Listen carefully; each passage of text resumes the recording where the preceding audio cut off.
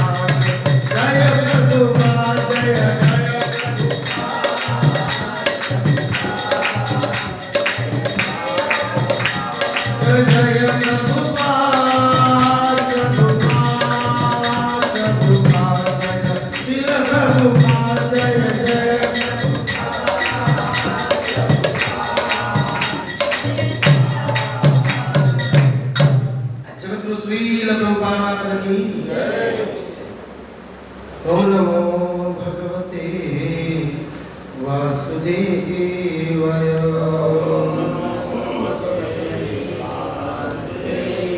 सभी लोग दोहराइए। ओम नमो भगवते वासुदेवाय।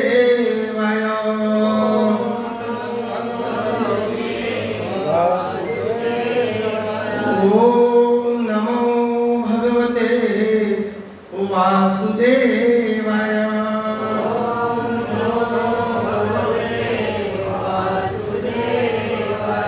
नारायणं नमस्कृत्य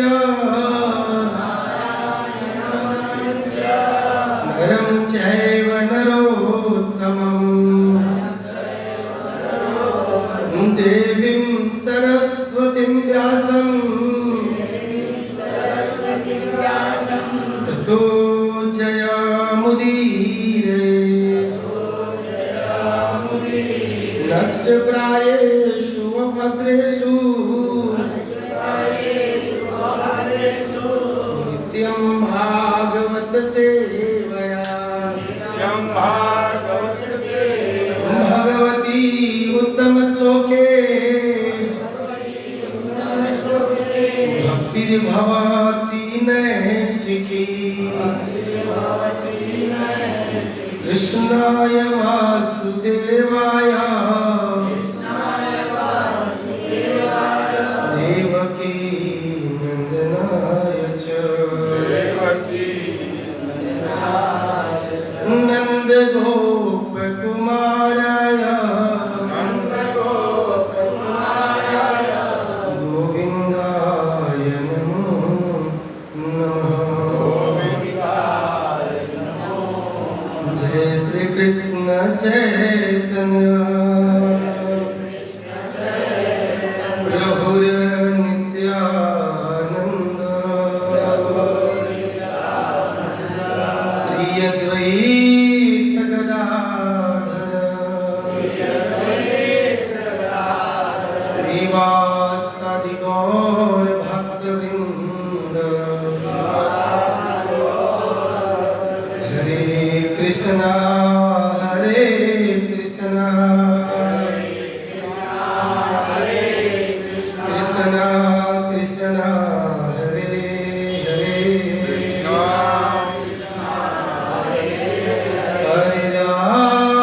हरे राम राम राम हरे हरे।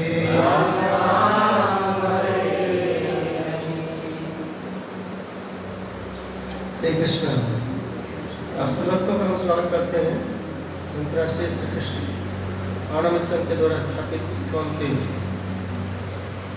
सुबह के श्री मद भागवतम की कक्षा में, और आप सभी वैष्णव एवं वैष्णवी माताओं से मैं दया और कृपा की भी की याचना करता हूँ कि आप आशीर्वाद दीजिए ताकि इस भागवतम के प्रत्येक शब्द को, प्रत्येक अक्षर को, प्रत्येक वाक्य को, प्रत्येक श्लोक को जो गुरुजनों ने, आचार्यों ने, हमारी परंपरा ने जो कहा है उसको समझने का केवल प्रयास किया जाए और यथार्थ उसी को दोहराने का केवल एकमात्र चेष्टा करी जाए।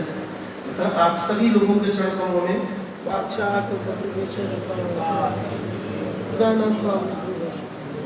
अनंत कोटि वैष्णववृंद की, नामाचार्य श्रील हरिदास ठाकुर की, जगत गुरु श्रील प्रभुपाद की, ताय गौर प्रेमानंद। हम लोग श्लोक, so we are reading from Srimad Bhagavad Mahapurana, Canto 6, Chapter 17. The text number हम लोग आज पढ़ेंगे 11, 12, 13 and 14। 14 की व्याख्या समझेंगे हम लोग, तो 14 को हम लोग दोहराते हैं, ठीक है। 11, 12, 13 और 14, 14 ही है। नायम अर्हति वैकुंठ पाद मूलो समर्पणम् संभावित मति स्तब्ध साधु भी पैर्पासितम् नायम अर्हति वैकुंठ पाद मूलोपसमर्पणम्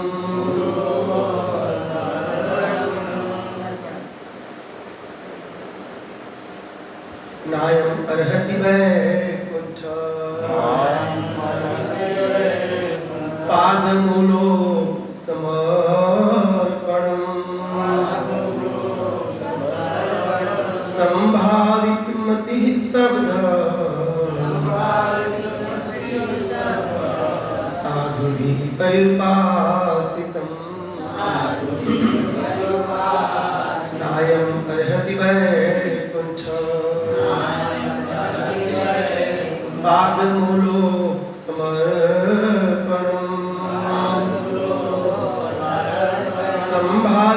मति स्तब्ध साधु भी परिपासितम। प्रभु जी माता जी।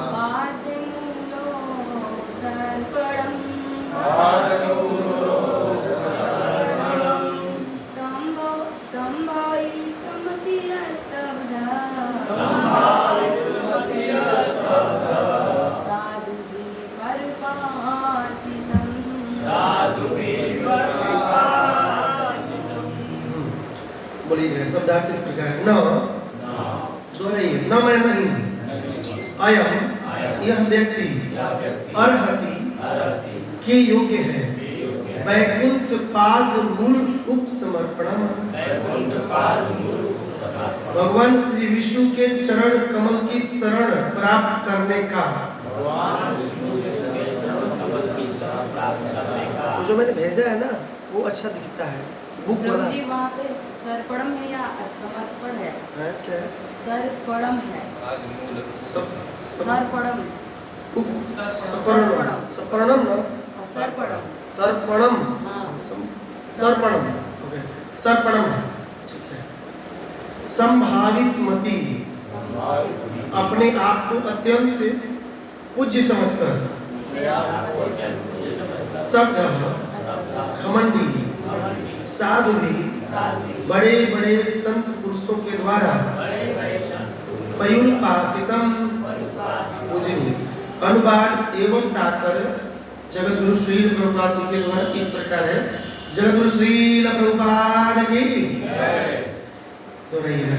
यह व्यक्ति ऐसा सोचकर अपनी सफलता से फूला हुआ है कि मैं ही सर्वश्रेष्ठ हूँ। यह व्यक्ति भगवान श्री विष्णु के उन चरण कमलों के निकट जाने के योग्य ही नहीं है। वो दुर्लभ बीत कर रहा है थोड़ा सा इसको देखिए। जिनकी उपासना सभी साधु पुरुष करते हैं क्योंकि यह अपने आप को अत्यंत महत्वपूर्ण समझकर घमंडी बन गया है। तात्पर्य यदि कोई भक्त ध्यान सुनिएगा अपने आप को भक्ति में सिद्ध मान बैठता है तो लोग उसे घमंडी तथा श्री भगवान के चरण कमलों के आश्रय के नीचे बैठने हेतु अयोग्य मानते हैं। यही नहीं भगवान श्री चैतन्य का यह उपदेश भी लागू होता है। त्रिरादपि सुनी चेना तरोरपि सही सुना अमानी न मान देना कीर्तनिया सदा हरि। मनुष्य को चाहिए कि अपने आप को तिनके से भी तुच्छ मानकर विनीत भाव से श्री भगवान के पवित्र नाम का क्या करें? कीर्तन करें, जप करें। उसे वृक्ष से भी अधिक सहिष्णु अहंकार से रहित तथा दूसरों का आदर करने के लिए तत्पर रहना चाहिए। ऐसी ही मानसिक स्थिति में यह निरंतर भगवान नाम का जप कर सकता है। जब तक मनुष्य विनम्र नहीं होता वह श्री भगवान के चरण कमलों के निकट बैठने का अधिकारी नहीं होता। जगत गुरु श्री प्रभुपाद की जय। नमो विष्णुपदाय कृष्ण पृष्ठाय भूतले श्रीमद् भक्ति स्वामिनी इति नामिने नमस्ते सरस्वती देवी गौरवाणी प्रचारिणे निर्विशेष शून्यवादी पाश्चात्य हरे कृष्ण कृष्ण कृष्ण हरे हरे हरे राम राम राम हरे हरे हरे कृष्ण।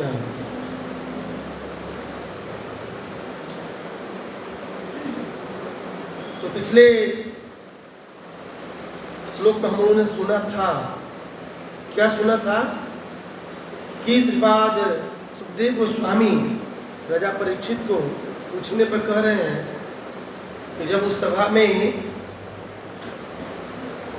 पार्वती जी जब महादेव जी की गोद में बैठ करके कथा सुन रही थी और जितने भी ब्राह्मण आत्मस्वरूप सिद्ध भक्त भगवान की कथा सुन रहे थे, तो चित्रकेतु महाराज ने आलोचना करी, हंसी उड़ाई। तो शिव जी भी हंसे और जितने भी ब्राह्मण गण थे सब हंसे, परंतु परीक्षित महाराज की जिज्ञासा यह हुई कि हे सुखदेव जी, पार्वती माता जी क्या रिएक्शन रहा, क्या प्रतिक्रिया रहा, थोड़ा उसके बारे में आप बताइए। तो पार्वती माता ने क्या कहा इसका वर्णन हम लोग पिछले श्लोकों में सुना है ना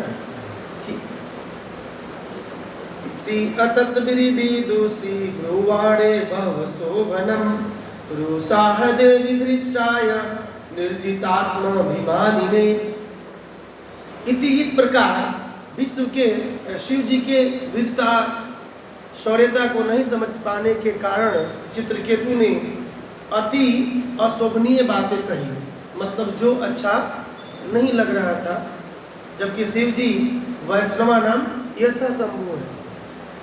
तो इस प्रकार और एक बार नहीं 3-4 बार से अधिक बार बोले कि देखो देखो ऐसे साधु हैं जो अपनी पत्नी को गोद में बैठा कर कहीं भागवत बोल रहे हैं। अरे पत्नी को गोद में बैठाना है तो घर में जाइए, पार्क में ले जाइए, कहीं जाइए, आप एक एकांत जगह पर होना चाहिए। आप यदि माधुर्य रस का रसस्वादन करना चाहते हैं तो। परंतु चित्रकेतु महाराज शिव जी के पराक्रम को, वीरता को, शूरता को समझ नहीं पाए। क्यों? क्योंकि वे भक्ति करके भगवान संकर्षण को प्राप्त कर चुके थे और उनको ऐसा लग रहा था कि मैं शिव से भी क्या हूँ, श्रेष्ठ हूँ, और उनको थोड़ा सा मिथ्या अहंकार प्रवेश कर गया था। इसके वजह से जिसको भी जो बोलना था वो बोलना शुरू कर देते थे। तो देवी पार्वती ने रुषा देवी, रुष आह कहा, आह मतलब कहा, देवी मतलब पार्वती ने क्या कहा उसका वर्णन इस प्रकार कहा। क्या कहा? आज के श्लोक से 11, 12, 13, 14 और 15 तक वर्णन है। तो श्री पार्वती वाच 11 नंबर श्लोक में पार्वती माता कहती है, क्या कहती है, बड़ा ध्यान से सुनिएगा। मान लीजिए परीक्षित पूछे कि हे सुखदेव जी, पार्वती जी ने क्या कहा, तो सुखदेव जी बोलना ये कनेक्शन है। पार्वती, श्री पार्वती वाच कहती अयम किम धूना लोके शास्ता दंड धरा प्रभु, क्या इन्हीं को दंड देने का टीका मिला है? मोटा मोटी भाषा में क्या कहती है, अस्मत् विधानम दुष्टा नाम निर्लज्जा नाम च विपरीत। हम ही लोग निर्लज दिख रहे हैं। शिव जी पार्वती जी अपने को कह रही हैं कि हम ही निर्लज दिख रहे हैं। देवी पार्वती ने कहा ओहो, देखिए अफसोस, दुर्गा देवी है ना, ओहो क्या हम जैसे देखिए निर्लज व्यक्तियों को दंड देनी होती, इसे दंडाधिकारी का पद ले लिया है। कितना जोक कर रही है। क्या चित्रकेतु जी यमराज हो गए हैं कि शिव जी से बड़े हो गए हैं? पार्वती जी तो पार्वती जी, क्या इसे दंडाधारी शासक नियुक्त किया गया है? क्या अब यही सबका एकमात्र स्वामी है? ये कौन बोल रहे हैं? पार्वती माता। आगे बोलती हैं न वेद धर्म किल पद्म योनि न ब्रह्मपुत्र भृगु नारदा न वै कुमार कपिलो मनुष्य योन निषेध्यंत अवर्तिन हरम। कति हो ऐसा प्रतीत होता है कि न तो कमल पुष्प में जन्म लेने वाले ब्रह्मा, न भृगु तथा श्री नारद मुनि जैसे महामुनि अथवा सनत कुमार आदि 4 कुमार ही धर्म के नियमों को जानते हैं। मनु तथा भगवान श्री कपिल भी उन नियमों को भूल चुके हैं। मतलब चित्रकेतु ही केवल धर्म जानते हैं, बाकी सब पागल हो गए हैं। ये लोग भी तो मना कर सकते थे, शिव जी क्या कर रहे हैं आप, क्या नहीं मना कर सकते हैं। और ब्रह्मा जी के तो पुत्र है शिव जी, अगर देखा जाए तो, है कि नहीं, भृकुटी से प्रकट हुए थे, तो मना कर दे रहे पुत्र क्या कर रहे हो। लेकिन देखिए शिव जी का तो ब्रह्मा से बड़ा है। देवकी के पुत्र कृष्ण आए बन करके, ऐसा नहीं हो गए कि देवकी जी भगवान हो गए। भगवान हो गए देवकी, बोलिए नहीं। कौवा कितना भी ऊपर जाएगा कौवा ही रहेगा, और गरुड़ कितना भी नीचे आएगा कौवा हो जाएगा। गंगा जी में कितना भी गटर का पानी जाए गंगा अशुद्ध होगी नहीं। सूर्य मलमूत्र आदि को भी ताप करके उड़ा देते हैं, क्या सूर्य में गंदगी चली जाती है नहीं। अग्नि में अब कचरा भी डालिए, अग्नि जला करके क्या करती है, भस्म कर देती है। ध्यान दीजिए, और वो चौपाई था ना रामचरितमानस वाला, गंगा अग्नि सूर्य, इसमें अशुद्धता। हमको लगता है कि अरे कचरा जा रहा है, हमको लगता है धाम में तो नली बह रहा है। नहीं भाई, आपको तो दिख नहीं रहा है, वो छिप गया है। उसको देखने के लिए प्रेमांजन छुरी भक्ति विलोचने, प्रेम रूपी अंजन, काजल होते हैं माता लगाती है, प्रेम रूपी काजल के द्वारा ही हम उस तत्व को समझ सकते हैं। बहुत लोग ऐसे अपराध करते हैं धाम के प्रति, अरे यही धाम है, देखो इधर सब क्या कर रहे हैं, सिगरेट पी रहे हैं। अरे भाई आप भी तुझे फूंक मार लो, लेकिन दूसरों को मत कहो, है कि नहीं। क्यों टोका टोकी कर रहे हो, वो धामी है, धाम में वास कर रहा है, वो क्या कर रहा है। आप करेक्ट चित्रकेतु की तरह सबको करेक्ट करोगे, ऐसे कर रहे हो, ऐसे क्यों कर रहे हो। देखिए मैं सोचती हूँ, पार्वती कहती मैं सोचती हूँ, इसलिए उन्हें कभी शिव को इस प्रकार अनुचित ढंग से आचरण करने हेतु टोका नहीं। करेक्ट, ब्रह्मा जी ने नहीं टोका, नारद जी ने नहीं टोका, मनु कपिल ने नहीं टोका, तो ये कौन होते हैं टोकने वाले, मतलब चित्रकेतु। राइट, कहानी में आप लोग आगे बोलते हैं कि यह चित्रकेतु, आगे बोलती है माता पार्वती कि ऐसा अनुदेव पद्मा जुग्मम जगत गुरु मंगलम मंगलम स्वयं यह छत्र बंधु परिभूय सुरीन प्रशास्ति धृष्टा तदयम ही दंडय। अब बोलती इसको निश्चित ही दंड देना चाहिए। ही दंडय, ही दंडय मतलब, ही मतलब निश्चित, और दंडय मतलब दंड का अधिकारी है। कौन, चित्रकेतु। क्यों, क्योंकि ऐसाम अनुदेव पदाब्ज जुग्मम, कह रहे हैं कि ऐसा इन सभी महापुरुषों के द्वारा, कौन महापुरुषों के द्वारा, ब्रह्मा, बोलिए ब्रह्मा जी, भृगु, नारद, सनत कुमार आदि के द्वारा जिनके जुगल चरण कमलों की वंदना की जाती है, वे शिव जी की बात कर रही हैं, ध्यान दीजिएगा। और आगे कहती हैं कि ये जगत गुरु मंगलम मंगलम स्वयं, ये स्वयं शिव जी मंगल को भी मंगलमय बनाने वाले हैं और जगत गुरु हैं। क्यों, क्योंकि उनके द्वारा एक परंपरा चलती है, उस परंपरा का नाम क्या है, रुद्र संप्रदाय। और उसके कौन आचार्य हुए,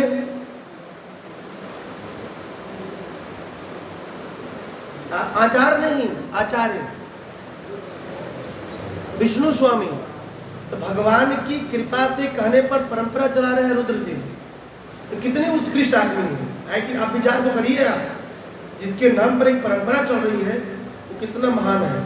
और शिव भी गुरु है, गुरु तत्व है, एक अलग तरह के तत्व है, तो इसको समझना पड़ेगा हमें। करेंगे ए शिव जी, ऐसे शिव जी जो महापुरुषों के द्वारा इनके चरण कमलों की क्या कही जाती है, क्या करी जाती है, वंदना स्तुति की जाती है। ये जगत गुरु है और मंगल को भी मंगलमय करने वाले, मतलब मंगल है और उस मंगलता को बढ़ाना है तो शिव जी क्या कर सकते हैं, बढ़ा सकते हैं। शिव जी में सक्षमता है, शिव जी में क्वालिटी है, योग्यता है कि किसी भी जीव को गोलोक प्रदान करा सकते हैं। नरसिंह मेहता को हाथ पकड़ के रास में ले गए, रास में। और गोपेश्वर महादेव उस रास के क्या है? गोपियों के ईश्वर है। कृष्णा ने नियुक्त किया है उनको कि आज से आप क्या होंगे? गोपेश्वर हो, गोपियों के ईश्वर होगा, है ना गोपेश्वर महादेव। आप देखे होंगे ब्रज वृंदावन में यदि आप लोई बाजार से आगे जाएंगे, राधा गोविंद देव मंदिर से थोड़ा सा आगे निकलेंगे तो गोपेश्वर महादेव। क्यों? संध्या में देखिए उनका श्रृंगार गोपी वेश में होता है, नहीं होता? बोली होता है कि नहीं होता है? देखिए संध्या में बहुत सुंदर सजते हैं। क्यों? तो रास में जाना होता है। आगे बोलते हैं यह छत्र, बोलती है माता जी, यह छत्र बंधु। कौन छत्र बंधु? चित्रकेतु। कैसा है? धृष्ट, ढीठ है। धृष्ट मतलब ढीठ, जिद्दी है। छत्र बंधु मतलब क्षत्रिय। परिभूय सुरीन, ये तो सभी देवताओं को, जो देवता है ना ब्रह्मा भृगु आदि, इनको भी आप पीछे छोड़ दिया। प्रशस्ति, इसको जरूर दंड देना चाहिए। ही दंड, यह दंड का ही अधिकारी है। क्योंकि जो काम ब्रह्मा जी नहीं कर पा रहे हैं, जो काम भृगु मुनि नारद जी नहीं कर पा रहे हैं, ये करना शुरू कर दिए हैं। क्या दंडाधिकारी हो गए हैं? ऐसा पार्वती सीता जी के भाव है। यहाँ कहते हैं, देखिए तात्पर्य में प्रभा जी लिखते हैं, सभा के सभी सदस्य उत्कृष्ट ब्राह्मण तथा स्वरूप प्रसिद्ध आत्मा थे, किंतु उन्होंने अपने गोद में लेकर पार्वती को आलिंगित करते हुए, आलिंगन करते हुए शिव के व्यवहार के लिए कुछ भी नहीं कहा। तो भी चित्रकेतु ने शिव की आलोचना की। अतः पार्वती के विचार से वह क्या है? वहां जो सुन रहे थे मूर्ख नहीं थे। कौन थे? स्वरूप सिद्ध आत्मा थे और ब्राह्मण थे, मतलब ब्रह्म को जानते हैं, धर्म को जानते हैं। तो वे भी तो टोक सकते हैं, अरे शिव जी क्या कर रहे हैं, हमारा मन विक्षेप हो रहा है। लेकिन सोचिए श्रोता कितने टॉप लेवल का है। बोलने वाला शिव जी है, वैराग्य चूड़ामणि, तो श्रोता भी तो वैसा ही होगा ना। चाहते तो वो लोग भी टोक देते, ये क्या कर रहे हैं, तो समाज पर ज्यादा बुरा इफेक्ट पड़ेगा। लेकिन पार्वती माता कहती है कि जब ये लोग नहीं बोल पाए, स्वरूप सिद्ध आत्मा और ब्राह्मण गण, तो ये आलोचना क्यों कर रहा है? इसका मतलब इसको दंड क्या करना चाहिए? मिलना ही चाहिए। अब तब मान लीजिए शिव जी का है, अरे जाने दो पार्वती जी, क्या हो जाएगा, बोल दिया, मान लीजिए चाहे जो भी सभागण है बोले ऐसा, तो छोड़ी जाने दीजिए। तब कहती है नायम, नायम बोले नो लग गया, मैं नहीं छोड़ने वाली हूँ। और पार्वती जी पूरे आवेश में है, ना ना ना ना अयम, अयम मतलब इस व्यक्ति को, किस व्यक्ति को? चित्रकेतु महाराज को। ना अयम कहती है, ना अयम अर्हति वैकुंठ पाद मूल उप सर्पणम, रम है ना, सर्पणम। यह व्यक्ति भगवान वैकुंठ विष्णु के चरण कमल प्राप्त करने योग्य नहीं है। ये बहुत सुंदर लाइन है। कौन बोला? ये सुनने वाले। अब चित्रकेतु भी ऊपर से लैंडिंग किए, ऊपर ही बेईमान है, वो भी सुन रहे हैं कि यह जो व्यक्ति है, यह मतलब चित्रकेतु, नायम अर्हति वैकुंठ पाद मूलोपसमर्पणम, सर्पणम, यह भगवान वैकुंठ अर्थात विष्णु जी का नाम एक वैकुंठ है। क्यों नाम है इसको जानेंगे। कि योग्य नहीं है। क्यों योग्य नहीं है? क्योंकि इन्होंने शिव जी की आलोचना करी। तो यहाँ पर कहती है श्री भगवान विष्णु के चरण कमल की शरण करने के योग्य नहीं है चित्रकेतु महाराज। यहाँ पर वैकुंठ का मतलब एक होता है, भगवान का एक नाम है वैकुंठ। क्यों नाम है भगवान का नाम वैकुंठ? क्योंकि भगवान का धाम का नाम क्या है? वैकुंठ। और धाम और धामी में कोई अंतर, नाम और नामी में कोई अंतर, इसलिए भगवान को वैकुंठ भी कहा जाता। वैकुंठ का अर्थ क्या होता है बताइए? What is the meaning of Vaikuntha? Vaikuntha का मतलब क्या होता है? जी जी, जहाँ कोई कुंठा न।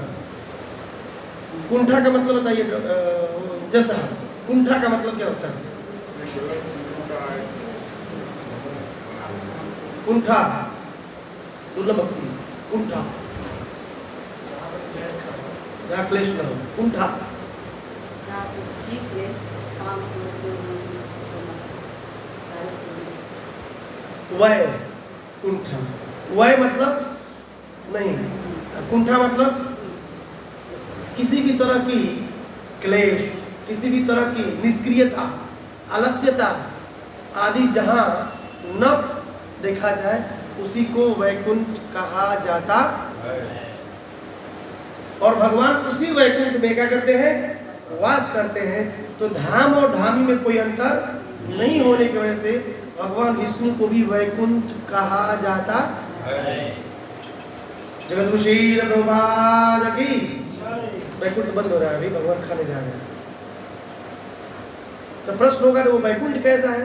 प्रश्न तो स्वाभाविक होगा, थोड़ा जान लें कि वैकुंठ कैसा है। तो आइए ब्रह्मा जी के पास चलते हैं। चिंतामणि प्रकर सद सुकल्प वृक्ष, बोलिए चिंतामणि प्रकर सद्य सुकल्प वृक्ष,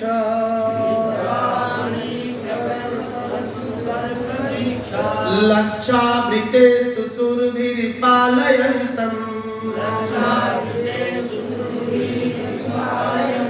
सब लोग नहीं बोल पा रहे हैं।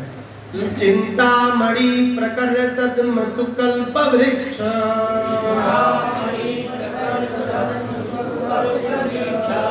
और थोड़ा सा एक टोन बढ़ाइए। चिंतामणि प्रकर सद्म सुकल्प वृक्ष,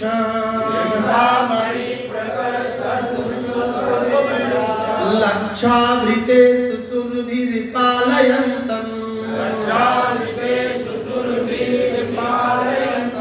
लक्ष्मी सहस्र सत संभ्रम सेव्यमानम्। गोविंदमादि पुरुषं तमहं भजामि।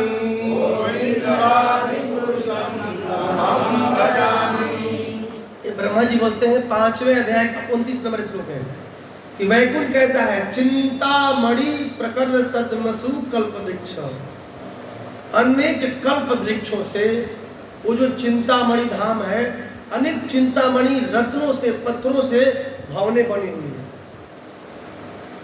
कैसा वृक्ष है? कल्प वृक्ष है। मतलब हमारी इच्छा को क्या कर सकते हैं? पूरा कर सकते हैं। गलत इच्छा नहीं कर सकते, वहां अच्छा ही करेंगे। और लक्षावृतेषु सुरवीर पालयन्तम्, और लाखों लाखों सुरभि गायों के द्वारा वहां पर पालन पोषण किया जाता है। और किसके द्वारा? तो भगवान के द्वारा। साथ ही साथ लक्ष्मी सहस्त्र सत संभ्रम सेव्यमानम्, हजारों करोड़ों लक्ष्मियां और गोपियों के द्वारा भगवान की चरणों की क्या की जाती है? सेवा की जाती है। गोविंद मादि पुरुषम तमहं भजामि, ऐसे गोविंद गोपाल की क्या मैं करता हूँ? भजन करता हूँ। कौन कह रहे हैं? तो ये वैकुंठ का स्वरूप है, चिंतामणि है। जो भी आप चिंता करेंगे, रसगुल्ला रसगुल्ला सामने, मैंगो मैंगो सामने, सही। वहाँ पर ज़्यादा पुरुषार्थ करने की जरूरत नहीं है। Everybody is running behind Krishna, सब लोग रन कर रहा है कृष्ण की सेवा के लिए। सबके मनों में यही एक उल्लास होती है, एक जिज्ञासा होती है कि हमारे द्वारा कृष्ण की सेवा कैसे की जाए। परंतु इधर ऊर्ध्वमूलम अधोक्षज, उल्टा होता है। यहाँ होता है कैसे सबके द्वारा मेरी सेवा। Are you getting my point? वहां पर सबके द्वारा कृष्ण की सेवा कैसे की जाए, ये जिज्ञासा और ये लालसा होती है। परंतु इन दिस वर्ल्ड सबके द्वारा मेरी सेवा कैसे हो, दैट वी वांट, ये हम चाहते हैं। इसलिए इसे कहता है ऊर्ध्वमूल अधोक्षज, उल्टा है, देती रहे, उल्टा है उस जगह से। इसलिए ऐसा है वैकुंठ धाम। अब बताइए, अब प्रश्न होगा कि मान लीजिए उससे प्रश्न पूछा जाए पार्वती से, ये पार्वती माता ये भगवान विष्णु के चरण कमलों को प्राप्त नहीं कर सकते, राइट? तो प्रश्न हुआ क्यों? तो आगे कहती है पार्वती माता, संभावित मति स्तब्ध। बहुत सुंदर शब्द है। प्रश्न होगा ना, पार्वती जी कहती हैं कि चित्रकेतु जी को चरण कमल प्राप्त नहीं हो सकता क्योंकि ये योग्य नहीं है। तो प्रश्न होगा ना, प्रभु जी माता जी क्यों योग्य नहीं है? मान लीजिए शिव जी चाहे सभागण चाहे चित्रकेतु ही पूछ दे कि माता पार्वती मैं क्यों योग्य नहीं हूँ, मैंने तो शंकरसन जी को प्राप्त कर दिया है।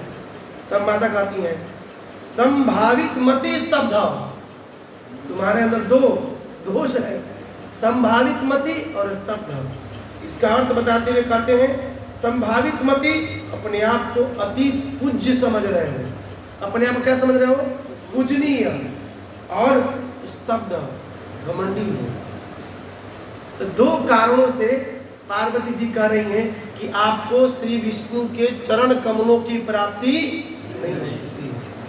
ध्यान दीजिएगा, अगर यह दो गुण यदि हमारे अंदर भी घुस गया है तो हमें भी प्राप्त, यही सीख रहे हैं ना हम। पार्वती माता यही सिखा रहे हैं चित्रकेतु के माध्यम से कि यदि हम भी अपने आप को पूजनीय समझेंगे और अहंकारी और घमंडी हो जाएंगे तो हमें भी भगवान श्री विष्णु के चरण कमलों की प्राप्ति होने नहीं जा रही। राइट और रॉन्ग? उनसे ले लेना है, अपने को रख लेना है चित्रकेतु की जगह, काम खत्म है। इवन चित्रकेतु की स्थिति बहुत उत्कृष्ट है इवन, बट वहाँ जो सिद्धांत है उसको समझना है ताकि हमारे अंदर एक घुसे न। तो प्रश्न समझ गए कि दो कारणों से संभावित मति और स्तब्ध, अपने को पूजनीय समझना और घमंडी हो गए थे। क्यों घमंडी हो गए थे? तो उन्होंने भगवान शंकर को प्राप्त कर लिए थे। देखिए, भगवान को प्राप्त करने के बाद भी अहंकार होता है। वी कैन नॉट से कि मैं तो भक्ति में बहुत उत्कृष्ट हूं तो मेरे अंदर अहंकार हो सकता है, नहीं हो सकता है? यस और नो?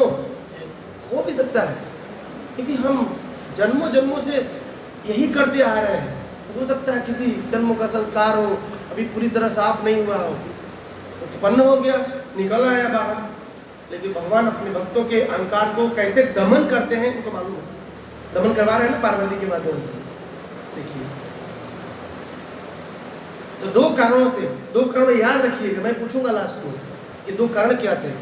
ये अपने लिए है कि अपने को ऐसा नहीं बनना है, नहीं तो हमारी चलती फिरती जो नैया है, चलती फिरती जो भक्ति लता बीज है, जो हरा भरा है, पूरी तरह महाप्रभु कहते हैं जैसे पागल प्रमत्त हाथी उस बगीचे में घुसती है और पूरे बगीचे को क्या कर देती है? बर्बाद कर देती है।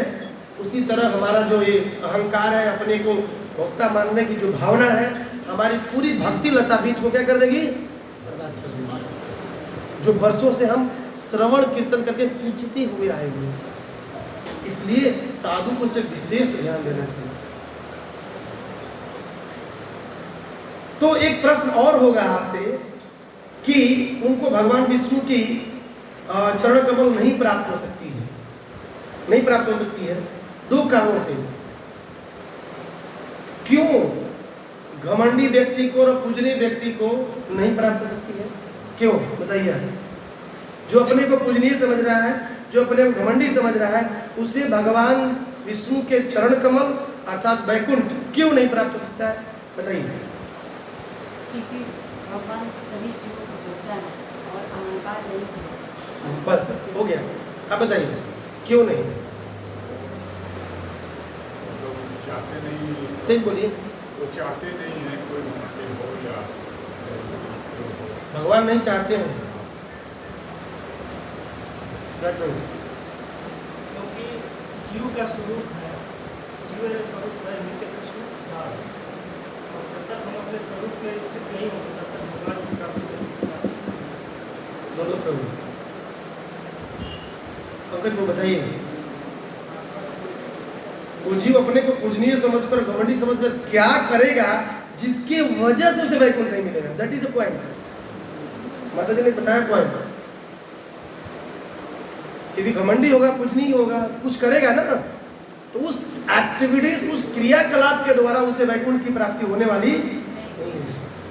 दिस इज द पॉइंट, ये पॉइंट को हमें समझना है, क्योंकि जब हम समझेंगे उस पॉइंट को तो वैसा कार्य हम, वैसा कृत्य कभी नहीं करेंगे जिसकी वजह से भगवान से हम हो जाए। समझ पा रहे हैं आप बातों को, हमारे प्रश्नों को? संदीप प्रभु बताइए, अपन विचार दीजिए, विचार करना है। वो भगवान के चरण कमलों का दर्शन कर चुके हैं और अपने आप को योग्य मान रहे हैं कि मैं शिव जी से श्रेष्ठ हूँ, तो उनके अंदर एक अहंकार आ गया है, उसकी वजह से वो घमंडी और ये हो गए।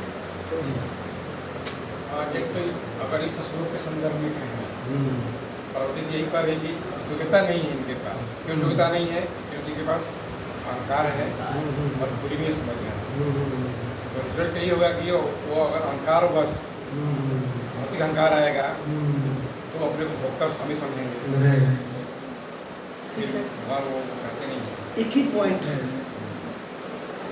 पार्वती जी बहुत सुंदर पॉइंट बोला कि अपने आप को कुछ नहीं समझ रहा, मतलब अपने आप को सेंटर में रख रहा है। भोक्ताराम यज्ञ तपसा, बोलिए,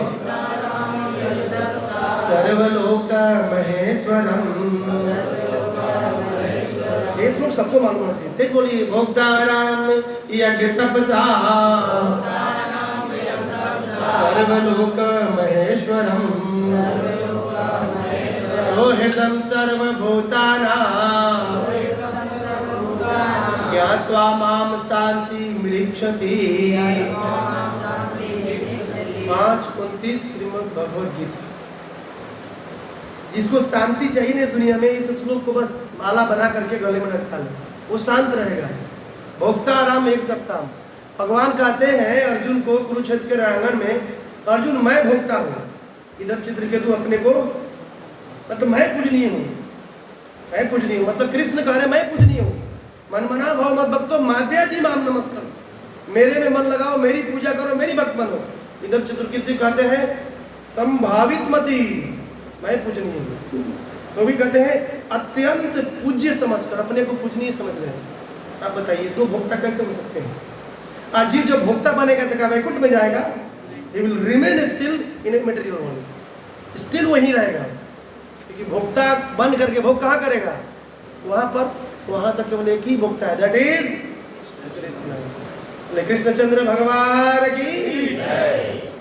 यहाँ पर बहुत अनेकों भोक्ता है, यहाँ भोग करने हम आए हैं। ये बहुत इंपॉर्टेंट पॉइंट है। तो सर्वलोक महेश्वरम, सभी लोकों के जो ईश्वर है, महेश्वर है, श्री कृष्ण है। ये तो ईश्वर समझ रहे हैं अपने आप को। मैं भोक्ता हूँ मतलब कंट्रोलर हूँ, मैं समथिंग हूँ।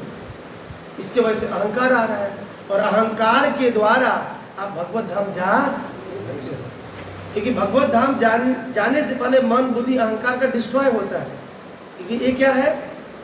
भौतिक चीज है। और आप सच्चिदानंद हो, आपको वो स्वरूप प्राप्त करने के बाद ही आप जा सकते हैं।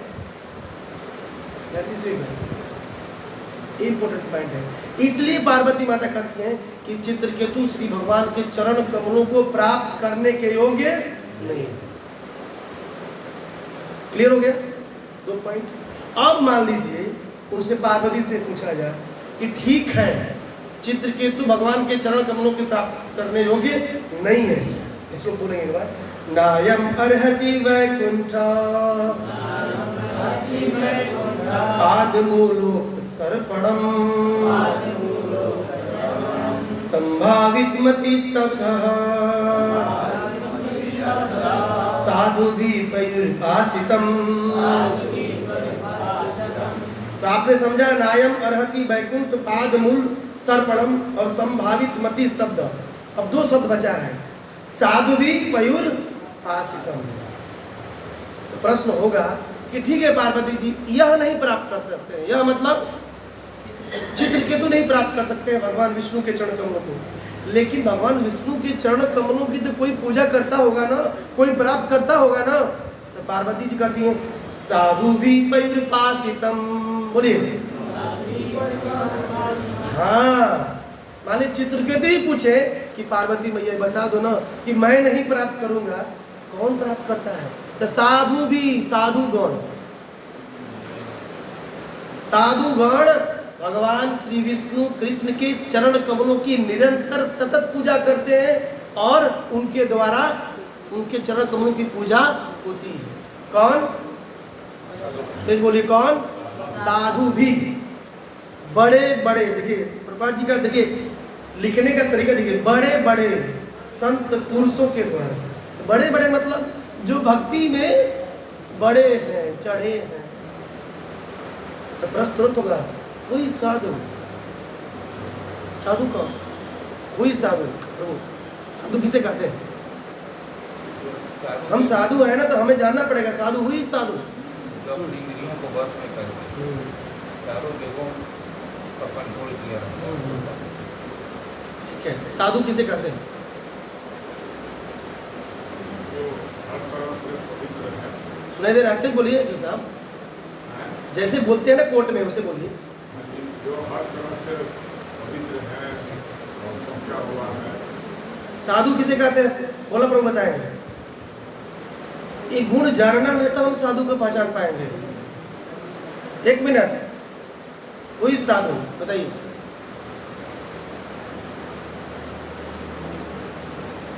बताइए अगर तो बताइए वही साधु।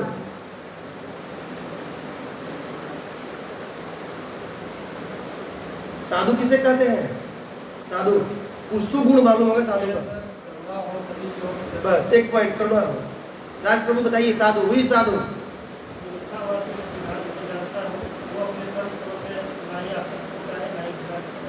साधु माता जी रीता मत बताएंगे साधु।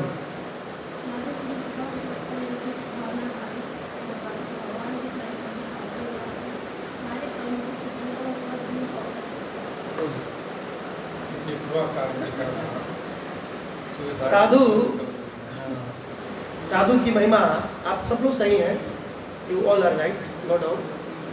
परंतु जो शास्त्र कहता है, हमारे भगवान ने कहा है तितिक्षवा कारुणिका, बोलिए सुहृद सर्वदेहिना अजात शत्रवः शांता साधवः साधु भूषणा। 3:25-21 बोले ये सब श्लोक भगवान कपिल देव बोल रहे हैं। तो मैं ये बात बार बार कहता हूँ, व्यक्ति कौन बोल रहा है इससे मालूम चलता है कि वो शब्द में कितनी दम होगी और कितनी गहराई होगी। भगवान बोल रहे हैं मतलब दम है इसमें। तितिक्षवा, तितिक्षवा का मतलब होता है सहनशील, टोलरेबिलिटी, उसके बाद सहने की शक्ति हो। मात्रा सस्तु कौन्तेय शीतोष्ण सुख दुखदा आगाम पाइनो नित्य ताम तितिक्षवा भारत। 2:14 भगवत गीता।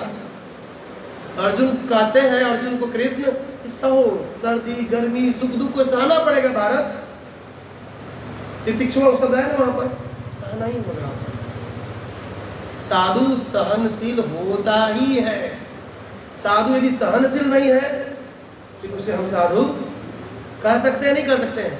नहीं कर सकते। कारुणिका, उसके हृदय में करुणा होनी चाहिए। ठीक, बहुत बृहद टॉपिक है। करुणा और दया में अंतर होता है। करुणा उस जीवात्मा के ऊपर, मतलब असली माता पिता से मिलाना सबसे बड़ी क्या है? करुणा है। कोई जीव भटक रहा है और उसे हरिनाम दे करके आप भगवान के से कनेक्ट कर दिए, दैट इज रियल करुणा। और कोई रो रहा है, भूखा है, चावल रोटी दाल कपड़ा दे दिए, तो शरीर का देखभाल किया ना आपने, फिर कल रोएगा। आप समझ पा रहे पॉइंट को? मैं बस एक टच कर रहा हूँ पॉइंट। सुहृद, सुहृद होता है मतलब उसके लिए जो बेस्ट है वो करता है। स्नेही और सुहृद में अंतर होता है। हो सकता है हमारे संबंधी भी स्नेही होते हैं, रोएंगे हमारे लिए, लेकिन सुहृद होना बहुत मुश्किल है। वो हमारे लिए जो उचित है वो ही व्यवस्था करता है। सुहृद का मतलब ये होता है जिससे हमारा परम श्रेय की प्राप्ति हो, ना कि प्रिय। समझ रहे? प्रिय और श्रेय, जो हमें प्रिय है वो हो सकता है ना करे साधु, लेकिन जो हमारे लिए श्रेयस्कर हो वो करने का प्रयास जरूर करेगा, दैट इज साधु। सुहृद है। और सर्वदेही नाम, सभी जीवों के प्रति। ऐसा नहीं कि आपके प्रति सुहृद है इनको डंडा लेके मार रहा है, नहीं, ऐसा नहीं है। क्योंकि विद्या विनय संपन्ने ब्राह्मणे कवि हस्तनी सुनी चेव स्वपाके पंडिता सम 5:18 भगवत गीता। जो समदर्शी है, पंडित है, वो सभी जीवों में विद्या विनय संपन्ने ब्राह्मणे, ब्राह्मणे कवि, गाय, हाथी, चंडाल, स्वपच, कुत्ता खाने वाले में भी क्या देखते हैं? कृष्ण को, भगवान समभाव रखते हैं। दैट इज पंडित। ये साधु का लक्षण होता है। और अजात शत्रवः, बहुत सुंदर लाइन है। ये शब्द युधिष्ठिर महाराज के लिए होता है, जिसका कोई शत्रु न हो। अर्थात हो सकता है कि मेरा कोई शत्रु न हो, लेकिन मैं किसी को शत्रु मान रहा हूं, ये दैट इज अ पॉइंट, है कि नहीं? अजात शत्रु का मतलब मैं किसी को शत्रु नहीं मान रहा हूं, परंतु हो सकता है मैं शत्रु किसी का हूं। चाहे लोग मान रहे हैं मुझे अपना शत्रु, लेकिन मेरे लिए कोई शत्रु, अजात शत्रु मतलब मेरे लिए कोई शत्रु नहीं है। जैसे दुर्योधन को युधिष्ठिर महाराज कभी शत्रु नहीं मानते थे। महाभारत में वर्णन है प्रभु जी की दुर्योधन को दुर्योधन नहीं, दुर्योधन, सुयोधन बोलते थे। सुयोधन मतलब जिसकी बुद्धि क्या है? सुष्टु है, सुंदर है। दुर्य मतलब दुर्बुद्धि। ये युधिष्ठिर महाराज की पराकाष्ठा आप देखिए, महाभारत खोल के पढ़िए, कितना कॉन्शियसनेस उनका टॉप पे है। और जब गंधर्वों ने दुर्योधन को पकड़ लिया तो अर्जुन को कहते हैं, अर्जुन जाओ, अपना भाई है, हम अपने में लड़ने के लिए हैं, लेकिन बाहर के लिए हम कितने हैं? 105 हैं। कितने हैं? 105। दुर्योधन के पास जाते हैं अर्जुन और गंधर्वों से बचाते हैं। सोचिए, और दुर्योधन उन्हें वरदान देते हैं, ठीक है। तो अर्जुन कहते हैं बाद में ले लेंगे। तो वही जो 5 बाण भीष्म पितामह दे दिए थे मारने के लिए 5 पांडवों को, तो अर्जुन को भगवान याद दिलाते हैं, जाओ 5 बाण मांग लाओ, क्योंकि तुमको उन्होंने क्या दिया था? वरदान दिया हुआ है। तो वही 5 बाण मांग करके ले आए थे, जो भीष्म पितामह ने रातों रात किसको दे दिया था? दुर्योधन को दे दिया था। एक कनेक्शन है। अजात शत्रु शांत हो, शांता मतलब इसकी इंद्रियां शांत हो।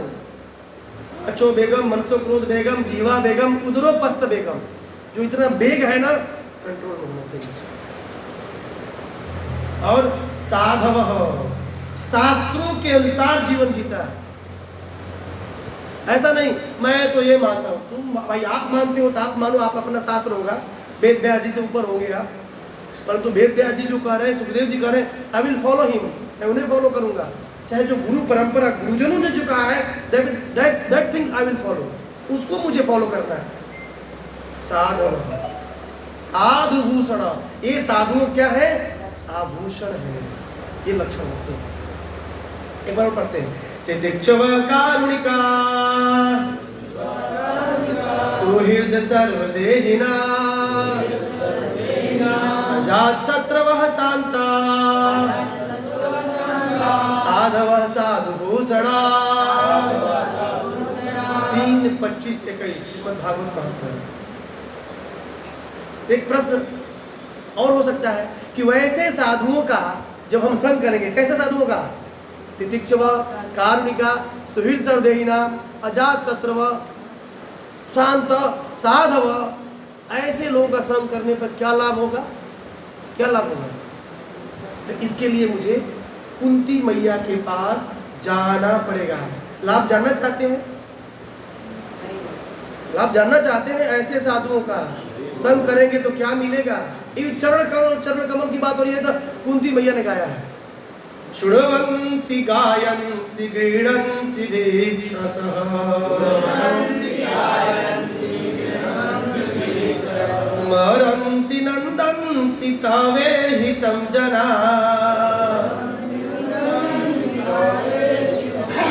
त एव पश्यन्ति चिरेण तावकम् भव प्रवाहो परमं पदाम्बुजम्। 1:8-36 बहुत सुंदर श्लोक है।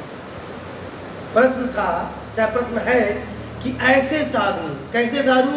तितिक्षवा कारुणिका सुहृद सर्वदेहिना अजात शत्रवः शांत साधव, ऐसे साधुओं का जब हम संग करेंगे तो क्या लाभ होगा?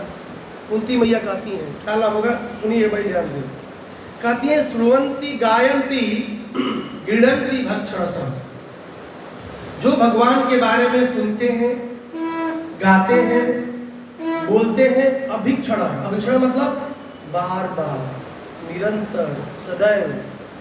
प्रभात बोलते हैं अभिक्षण मतलब 24 घंटे भगवान के बारे में बोलना चाहिए। परंतु हम नहीं बोल सकते हैं, 1-1.5 घंटे तो सुन ही सकते हैं, कुछ कर सकते हैं।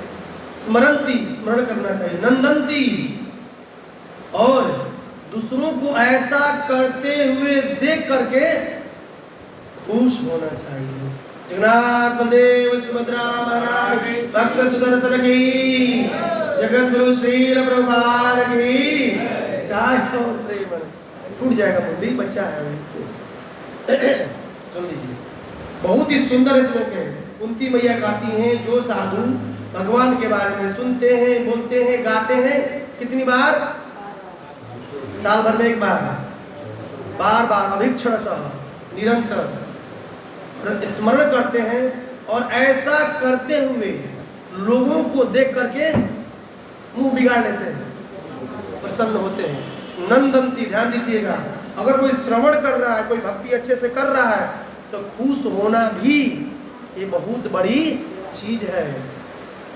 ये कुंती मैया कहती है, हे प्रभु, जो लोग आपकी कथा सुनते हैं, कथा बोलते हैं, कथा कहते हैं, और ऐसा करते हुए लोगों को देख करके खुश होते हैं, तो एव पश्यन्ति अचिरेण तावका, आपको निश्चित ही जल्दी ही दर्शन कर पाते हैं।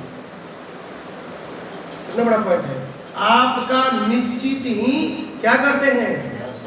जल्दी, अचिरेण, 2-4 बरिस ना लगी, जल्दी दर्शन हो जाएगी। तो मान लीजिए भगवान बोले कि कुंती मैया किस चीज का दर्शन होगा? पदाम्बुजम, हे प्रभु आपके चरण कमलों का दर्शन होगा। तो प्रश्न होगा ना माता जी, वो चरण कमल कैसे है? मान लीजिए भगवान पूछे कि हे कुंती मैया, हमारे चरण कमल का दर्शन होगा तो क्या होगा? बोलते भव प्रवाहो परमम, ये जो जन्म मृत्यु का जो चक्कर चल रहा है, स्टॉप। सी, इसलिए ऐसे साधुओं का जब हम संग करेंगे तो जो जन्म मृत्यु का जो चक्र चल रहा है क्या हो जाएगा? स्टॉप हो जाएगा। कुंती मैया कहती है, मतलब पुनरपि जननम पुनरपि मरणम पुनरपि जननी जठरे शयनम, यह संसारे कलिदुस्तारे, पाहि मुरारे पाहि मुरारे, भज गोविंदम भज गोविंदम वाज गोविंदम मूढ़मते। विचार करिए कितना सुंदर है भगवान के चरण। ऐसे साधु, कैसे समझ गए? 3:25 से 21 ऐसे साधुओं का जब संग करेंगे तो हमारी नैया क्या हो जाएगी? सीधा बैक होम, बैक टू, सीधा भगवत धाम जाएंगे, सीधा भगवत धाम। और ऐसे साधुओं को संग करेंगे तो भगवान कपिल देव क्या कहते हैं? बहुत सुंदर श्लोक है, प्रसंगम अजरम पासम। बोलिए लास्ट श्लोक, आत्मन कवयो विदु स एव साधु सुकृतो, मोक्ष द्वारम अपावृतम। 3:25-20 प्रसंगम अजरम पासम। कवयो विदु, कवि लोग कहते हैं, ज्ञानी लोग कहते हैं, क्या कहते हैं? प्रसंगम अजरम पासम आत्मा। इस आत्मा के लिए सबसे बड़ा बंधन इस संसार में क्या है? आसक्ति, अटैचमेंट। नतिया से, पति से, पत्नी से, घर से, द्वार से, धन से, संपत्ति से, ससुर से, सास से, सबको जोड़ लीजिए। आसक्ति ही क्या है? क्या है? बंधन का कारण है। परंतु वही आसक्ति एव साधुसी, यदि वही आसक्ति साधु में हो जाए, मोक्ष द्वारम अपावृतम, अरे वैकुंठ का द्वार खुल जाएगा। कैसे साधु का संग करने से? तितिक्षवा, कारुणिका, सुहृद, सर्वदेहिना, अजात शत्रुवा, शांत साधुआ। ऐसे साधुओं का संग करेंगे, मुक्ति का द्वार, वैकुंठ का द्वार खुल जाएगा, और सीधा back home, back to God है। न तद्भासयते सूर्यो, बोलिए, न शशांको न पावका, गत्वा न निवर्तन्ते तद्धाम परमं मम। 15वें अध्याय का 6वां नंबर श्लोक भगवत गीता। जो उस धाम में जाता है दोबारा इस भौतिक जगत में। इस श्लोक के माध्यम से हम ये सीखे कि कौन कृष्ण के चरणों की प्राप्ति नहीं कर सकते हैं और कैसे लोग भगवान के चरण कमलों की प्राप्ति करते हैं, वैसे साधु के लक्षण क्या होते हैं, और वैसे साधु का संग करेंगे तो हमें वैकुंठ मोक्ष मुक्ति का द्वार। और यही बात प्रभुपाद जी अपने तात्पर्य में कहते हैं कि वैकुंठ प्राप्त करने के लिए, भगवान का नाम कीर्तनीय सदाहरि करने के लिए आपको विनम्रता को स्वीकार करना ही पड़ेगा। ग्रंथराज श्रीमद् भागवतम की जगत गुरु श्रील प्रभुपाद की काय गौर प्रेम। प्रश्न पूछते हैं, भगवान कृष्ण को वैकुंठ क्यों कहते हैं? भगवान कृष्ण को वैकुंठ क्यों? 5 मिनट में बस। ओके संदीप प्रभु, भगवान कृष्ण को वैकुंठ क्यों?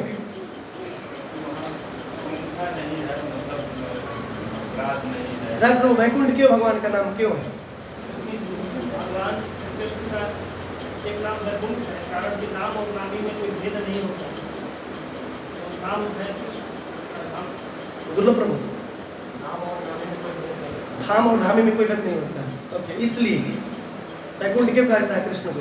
कृष्ण को भगवान का धाम का नाम वैकुंठ है और भगवान हमारे धाम और धाम के दूसरा वहाँ कोई केस नहीं होता। ठीक है, वैकुंठ का अर्थ समझ गए। चित्रकेतु भगवान के चरण कमल का आश्रय लेने योग्य नहीं थे। 2 गुण कौन बताएंगे? संस्कृत वाला साधु। हाँ, संभावित मति और स्तब्ध मतलब घमंडी और जो अपने को पूजनीय समझता है। इसको पकड़ कर रखिएगा। बताइए, भगवान के चरण कमलों का आश्रय और कौन ग्रहण करता है? भगवान के चरण कमलों का आश्रय कौन ग्रहण करता है? संदीप प्रभु बताएंगे कौन करता है। मैं एक लाइन में पूछ रहा हूँ। साधु, साधु के गुण बताइए। करिता माता जी बताएंगे। अरे श्लोक बताइए ना, श्लोक हटा दी। शांता साधु, ये बहुत सुंदर बात है ना। साधु की संगति का लाभ, साधु की संगति का लाभ,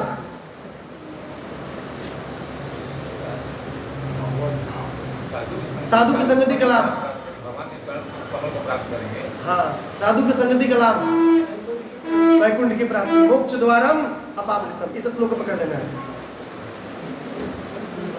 साधु भगवान के चरणों की पूजा क्यों करते हैं? कौन बताएंगे? झिकझैक प्रश्न हो गया। क्यों करते हैं?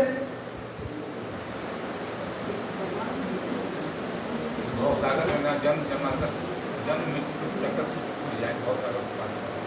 भव प्रवाहो परमम, भव प्रवाह को काटना चाहते हैं, इसलिए कुंती महारानी के श्लोक से लिया गया है। साधु आप भगवान के चरण कमलों की पूजा क्यों करते हैं? मुक्त हो जाए, अकॉर्डिंग टू कुंती मैया। ये सब प्रश्न है, इसको हमें जानना चाहिए श्लोक के बारे में। हरे कृष्ण। जगत शील प्रभुपाद की जय। गौर प्रेमानंद।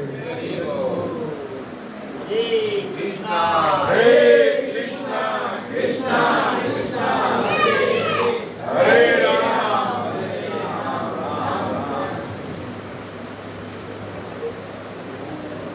महाप्रसादे गोविंदे नमो ब्रह्मणि वैष्णवे।